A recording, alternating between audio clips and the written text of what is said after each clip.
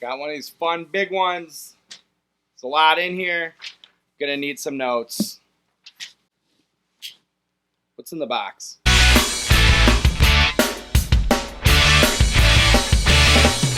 What's in the box? Ladies and gentlemen, welcome back to That Range Life, a channel sometimes about golf here on YouTube. My name's Bill Bush from DriveRangeHeroes.com. You can follow me at Range Heroes on all of your favorite social media platforms. Contrary to maybe some of the popular beliefs here on YouTube, it does help right out of the gate. If you don't mind, can you go down below, hit subscribe, hit the bell so you get notified every time we post a video here on this channel. Helps us out. We really appreciate it. Thank you. You have to bear with me. I've been fighting this cold for like a week and a half now, and it sounds terrible. It's been pretty brutal, but the show must go on, so here we are. Big box of Tour Edge gear to open up. I've had it for a little bit, but I was waiting for the right time to get to work on it. So without further ado, let's get into this bad boy and see what's in here. I mean, I know what's in here. You don't get a box this big and not know, and the inventory's here, but there's a lot. Let's dive into it, all right?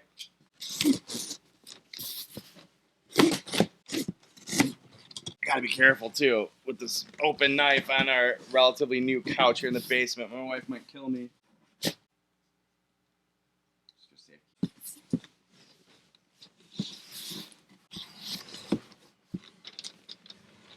Usually, when I've gotten giant boxes like this from Tour Edge in the past, they've been so much easier than in my office. They've been like two smaller boxes inside one big box, but not this one. Sort of reminds me of like the old school, maybe I can pop a picture in here, but the old school clubs you'd get where it's like all of them lined up in a really fancy display in like the 50s and 60s in a cardboard box, but look at them all.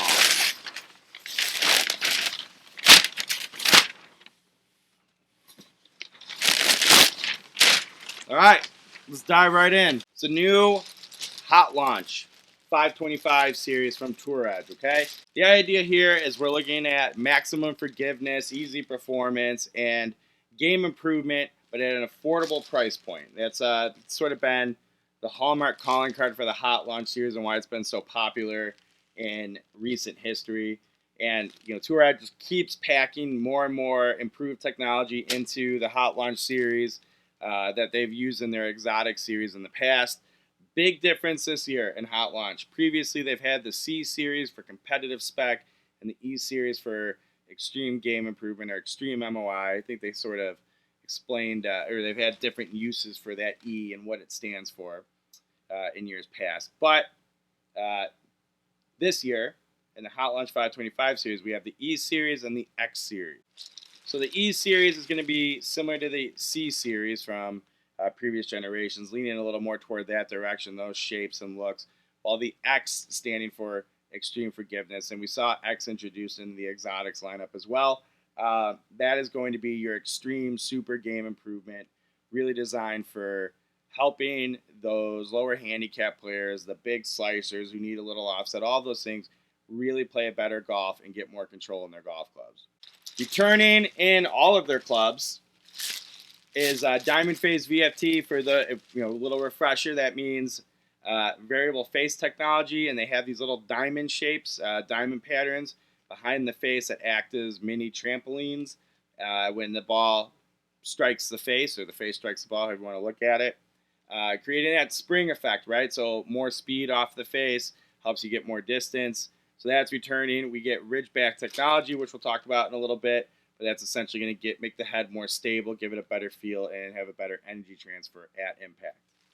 All right, so that's the summary. Let's rip some of these open and start taking a look at them and get some first impressions out of the way, all right? Through the magic of editing, you'll miss how long it took to get all the plastic off of all of these clubs and get them ready to show. So let's dive right into it. First, let's start with the X range. One thing I forgot to mention about all of them, they feature the lightweight UST Mamiya helium shaft. These are premium golf shafts, and probably I want to say a step up, but I think one of the nicer shafts that Hot Launch has had for a while. And I believe they have True Temper Elevate as a steel option for the irons in both of them. Some pretty good golf shafts for a quote unquote value game improvement club. All right, X Series drivers. These are for the extreme forgiveness. They definitely have noticeable offset, draw bias with a heel weight in the sole, a heel biased weight, so that's going to make the toe come around sooner as well. Help take the slice out, keep the ball away from the right side. If you don't have that miss, maybe you want to steer more toward the E Series. But if you're a big slicer of the golf ball and need some help keeping it in play and away from the right side, the X Series will be good for you. The center of gravity is low and deep, so it's going to help you launch the ball up in the air and hold it there. Again, helping you get a little more distance out of it and making it easier to do so. The drivers are available in the X525 in 10.5, 12 degree, and 15 degrees. So the 15 degrees is a pretty high launch, but again, this is for the golfer looking for some help getting the ball up in the air and getting some carry because, you know, maybe they don't have the strength for it or whatever it might be. So 15 degrees could be helpful in a driver like this, given who it's geared toward. Fairway Woods, X525 Fairway Woods have the Houdini sole that's been popular in the Hot Launch series. Like the driver, there is notable offset in them as well. They do, I forgot to add in the driver, they have Ridgeback technology, as I mentioned earlier. That is a spine that runs from the face to the rear of the crown or the trailing edge and connects it. So that essentially keeps the head more stable, and it won't do this at impact and get all vibrationy. I don't know what the right word is, but you get what I'm saying. Vibratory, I like that. So it'll help it be more stable, transfer more energy back into the ball, but it'll feel more solid when you strike. And that diamond phase VFT will also give it a little more punch, a little more lively feel, giving some confidence that the ball's popping off of it to give you good distance. So reminder of that. The Ridgeback technology is in this club as well as the driver. That Houdini sole reduces turf interaction, so it'll be smoother through the turf, but you'll still get a little help. It also lowers the center of gravity, again, helping launch and giving you a little more spin to hold it up in the air. That's tough for the Fairway Woods, so given this is for extreme forgiveness, they're doing everything they can to help you out here. These are available in 16 degree, 20 degree, 20, I gotta look at the notes, I'm sorry. 16 degree, 20 degree, 23 degree, 25 degree, and a 27 degree 11 wood. So really stable club, easy to launch. I think you could see people play these all the way up to, you know, a mid iron if you don't even have to hit a hybrid. But a lot of options there for the right extreme forgiveness fairway wood. Then we have the X525 Hybrid, a little bit larger footprint, again, significant offset, Ridgeback technology for that stable head and feel that we were talking about before. Again, the Houdini sole leading toward a little smoother, cleaner turf interaction, and will be less prone to dig into the ground and what have you. Again, this is in that mini fairway wood territory, so if you aren't into fairway woods, but you need a little heft for that confidence and that help, this could be a good option for you, the X525 Hybrid. As far as lofts go, you have them in 3, 4, 5, 6. So a pretty good range of options there. Last but not least is the X525 Iron. This is similar to, I think, the X725 from the Exotic series, doing that iron wood technology. They're definitely bulky. There's offset. They are hollow bodied, have the Houdini sole like the Hybrid and Fairway Wood, so minimize your turf interaction again. It should glide through nice and smooth, give you a low and deep center of gravity for easy launch. And these are available, full set of irons to get you exactly where you need to be in your iron makeup and get the right combination with the woods and hybrids in the X series. But pretty good offering there. I love the X725 irons in terms of what this iron is designed to do. It worked really well and was very impressive. So I imagine these coming in at $90 a club, very reasonable, and are just going to make the game flat out easier. So don't sleep on these. I think the X525 Ironwood irons will be pretty nice.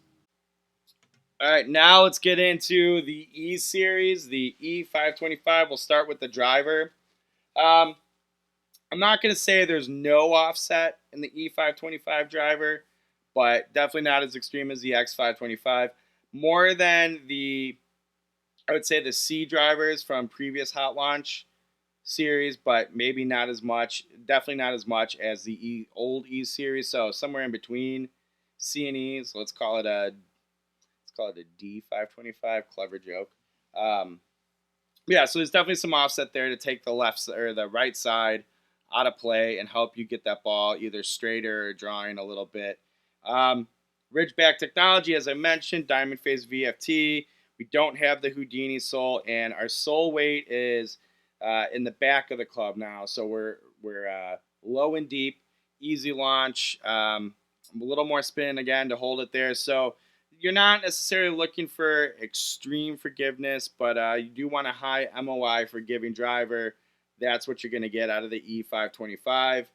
We have 9 degree, 10.5 degree, and 12 degrees.